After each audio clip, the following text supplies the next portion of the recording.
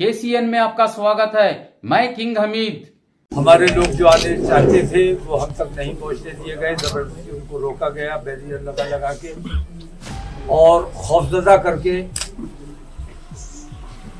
मैं हुकूमत को सिर्फ ये दिखाना चाहता हूं कि मैंने जो बात कही थी कि हमने अपने नौजवानों को कंट्रोल किया हुआ है, अगर कंट्रोल से बाहर हो गए तो हुकूमत के लिए बड़ी दिक्कतें पेश आ जाएंगी। विश्व हिंदू परिषद और बजरंग दल जैसे संगठन हुकूमत की सरपरस्ती में जो बेईमानी कर रहे हैं, हिंदुस्तान की अदलिया हुकूमत के दबाव में जो बेईमानी कर रही है, मैं देख रहा हूं कि हुकूमत भी और अदालतें भी आज कानून के मुताबिक काम नहीं कर रही है, बल्कि अपनी आस्था के मुताबिक काम कर रही है और अपनी आस्था जबरदस्ती मुसलमानों पर थोपने की कोशिश की जा रही है। जिस दिन हमारा नौजवान जवाब देने पर मजबूर हो जाएगा, उस दिन मुल्क के हालात खराब हो जाएंगे। इसीलिए मैंने, जैसे आपने देखा होगा कि गीजर में सेफ्टी वॉल्व लगा होता है, लावा अंदर अंदर बहुत पनप रहा है, बहुत बड़ा ब्लास्ट हो सकता है। मैंने ये छोटा सा काम करके लोगों के जज्बात को कंट्रोल करने की कोशिश की है और सेफ्टी वाल्व का काम किया है। मैंने उस प्रेशर को दूसरे रास्ते से निकाला है ताकि वो जो हमारे शहर का अमन खराब ना हो। हुकूमत को हमारा इसमें साथ देना चाहिए। अगर हुकूमत दंगा और फसाद चाहती है तो हम तैयार हैं। न पुलिस की लाठी से डरते हैं, न गोली से डरते हैं, लेकिन हम अपने शहर के अमन से और अपने देश के अमन को बनाए रखना चाहते हैं, इसलिए हमने जवाब दे दिया है। मेरी मांग यह है कि मुफ्ती सलमान अजहरी को फौरन रिहा किया जाए और ये जो बुलडोजर की कार्रवाई चल रही है, असल में मैं बुलडोजर की कार्रवाई की मुखालफत इसलिए कर रहा हूं कि ये कोर्ट का काम पुलिस ने अपने हाथ में लिया हुआ है। जब अदालतें मौजूद है, किसी ने अपराध किया है, उसको गिरफ्तार कीजिए, अदालत के सामने पेश कीजिए, अदालत उसे सजा दे या जो भी करे। लेकिन पुलिस जो बुलडोजर चला रही है, हुकूमत जो बुलडोजर चला रही है, इस बुलडोजर के खिलाफ सुप्रीम कोर्ट को सख्त संज्ञान लेना चाहिए। लेकिन मैं ये देख रहा हूं कि कहीं ना कहीं सुप्रीम कोर्ट जैसी संस्था सरकार के दबाव में काम कर रही है और ये हमारे देश के लिए बेहद घातक सिद्ध होगा। अगर देश में अमन चाहिए और भाईचारा चाहिए, जो हुकूमत की भी जिम्मेदारी है और हमारे सुप्रीम कोर्ट की भी जिम्मेदारी है, तमाम अदलिया की जिम्मेदारी है, अगर ये अमन और अमान बनाए रखना है तो बुलडोजर की कार्रवाई बंद होनी चाहिए और पुलिस को जो ज्यादा इख्तियारात दिए हुए हैं, उन इख्तियारात पे कटौती की जानी चाहिए। जो बेईमानी की गई है, उन बेईमानियों को वापस किया जाना। हल्द्वानी में जो रिएक्शन दिया गया है, उसके नतीजे आपने देख लिए।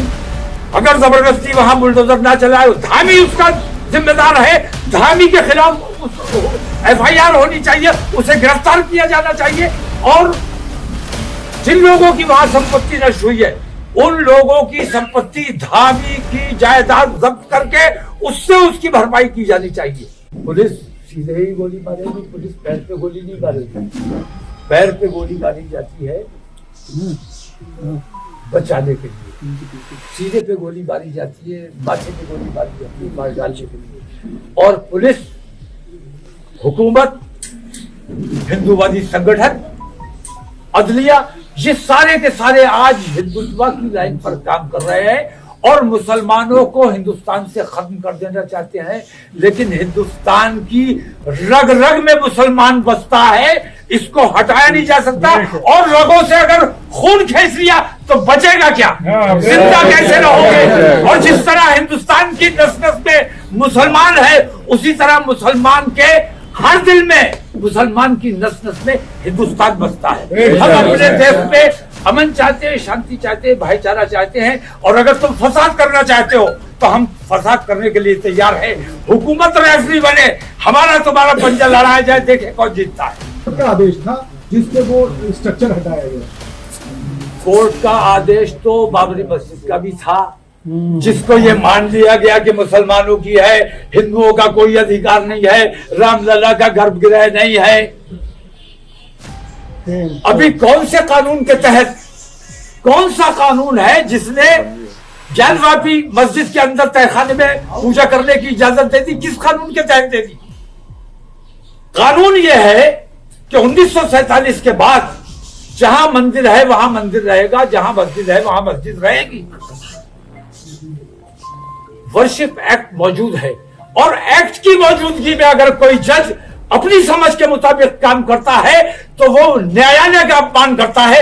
ऐसे न्यायालय के अपमान करने वाले जज के खिलाफ कार्रवाई की जानी चाहिए।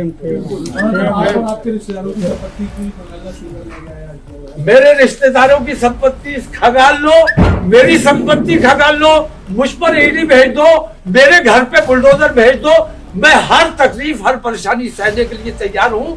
लेकिन मुल्क में जो कुछ भी बेईमानी चल रही है, इस बेईमानी को किसी कीमत पर बर्दाश्त करने के लिए तैयार नहीं। आपका प्रोटेस्ट किस बात को लेकर है? मुख्य क्या बात है? अगर एक या दो बात है। हमारी तमाम इन बेईमानियों के खिलाफ, जो कोर्ट बेईमानी कर रहा है, जो हुकूमत बेईमानी कर रही है, जो हिंदुवादी संगठन बेईमानी कर रहे हैं, लिंचिंग कर रहे हैं, हमारी बहन बेटियों के नकाब खींचे जा रहे हैं, हमारे ऊपर जुल्म ज्यादती हो रहा है, बेइज्जतियां की जा रही है, इन तमाम चीजों के खिलाफ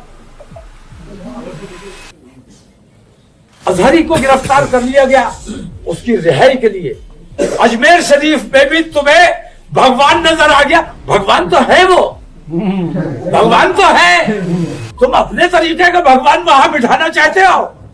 अजमेर शरीफ में भी तुम्हें भगवान नजर आ गया, हमें तो पहले से नजर आया हुआ है, तभी हम जाते हैं हाजिरी करने के लिए।